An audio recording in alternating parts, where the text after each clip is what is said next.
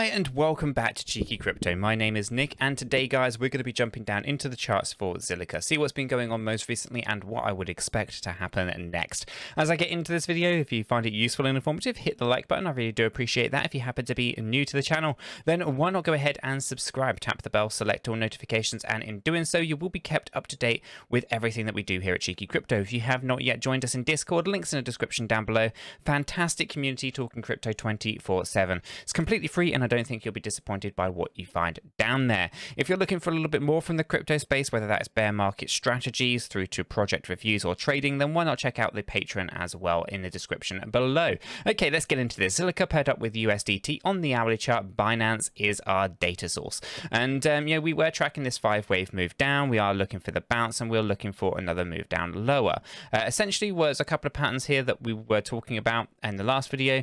It's basically a 5-3-5, a zigzag pattern. Okay, this is an ABC, so basically just A, B, C. Pretty standard stuff, nothing too glamorous. And then, of course, there's the slightly higher impulsive move, which is basically a 5-3-5-3-5. Okay, these both scenarios are possible, considering our position where we are on the charts. Okay, if I zoom on out, we're talking about this C wave coming down lower, and this C wave is looking to target about 4.847, and this is on a 1-to-1 ratio with the wave that we had prior. Okay, so I will remove that fib. We don't need that one anymore.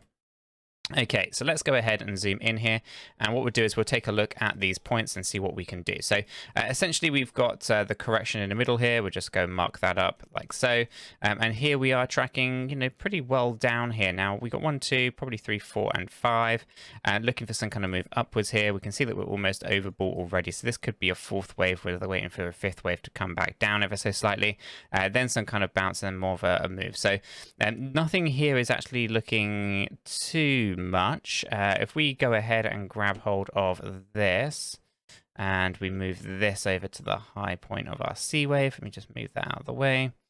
We'll do is put that there. We could see that this could come down all the way to our blue line here, about 6.196. Okay, so that would be marking our 1-to-1 ratio. So we're looking for 5 waves in here and that kind of meet that criteria. So I think essentially we've probably kind of got, let me think about this, we've got 1, 2, and we're probably looking for some kind of 3, 4, and then 5, but I think this might also be a sub-wave count. So it's going to be a little bit hard to see here exactly what is going on. So yeah, we'll just have to kind of watch out for that. But I think the overall target coming down lower, if I mark this one up with this particular set of waves, we're talking about 6.196. That's going to be the area that we're looking for here. So as we kind of pull back down, that's the range that we want. Okay, so and what's not clear is exactly the path that we're getting based on these subset of candles at the moment. So we've either got some kind of 4th wave right now. We're actually reaching quite a bit of resistance there as well. Let me just grab my horizontal ray. As you can see right here, we're basically pushing these wicks up to this point of about 7.760 and getting rejected from it. With the stochastic RSI being the way that it is, I would expect rejection from another push on that range and then looking to pull back down. Now, if that is the case, this could be some kind of wedge shape pattern. We have this kind of, pattern here going on, for example, but I don't think that's necessarily something that we want to be really focusing in on. And yeah, I mean, we're definitely in some kind of move down, just cannot really make sense of these moves just yet. So let's give it a few more hours, see what comes in with the data, and hopefully that'll become a little bit clearer on how we're going to end up down here at 6.196. Okay, so we should have some kind of 5-wave structure, and again, overall we are looking at tracking down lower than that as well. As I said, 4.847 is the end target. So we want to be coming down to at least 5.058 before we finish the next 5 waves, in my opinion. That way we can have a 5-3-5-3-5 structure emerge here. Now, as I come up through these higher time frames, we can see that the 4 hourly still has to come back down into the oversold area.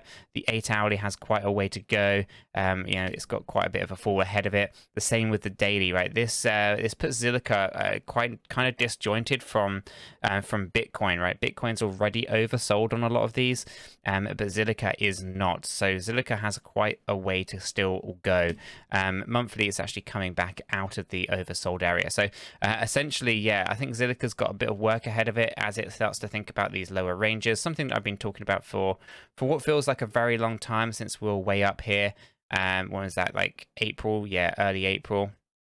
I was talking about these ranges of 4.2 up to about 8.7. All of these ranges are accumulation, but there does seem to be more, I guess it's been gravitating more towards the lower range of this box now, as we start talking about 6.1, as we talk about 5.0 and 4.847. So there's definitely a lot of accumulation for ZIL to be had in this lower ranges, and this does not break its structure overall. If we zoom on out, all of this structure is very much valid. This is a big wave 1 in my opinion. This is a big wave 2.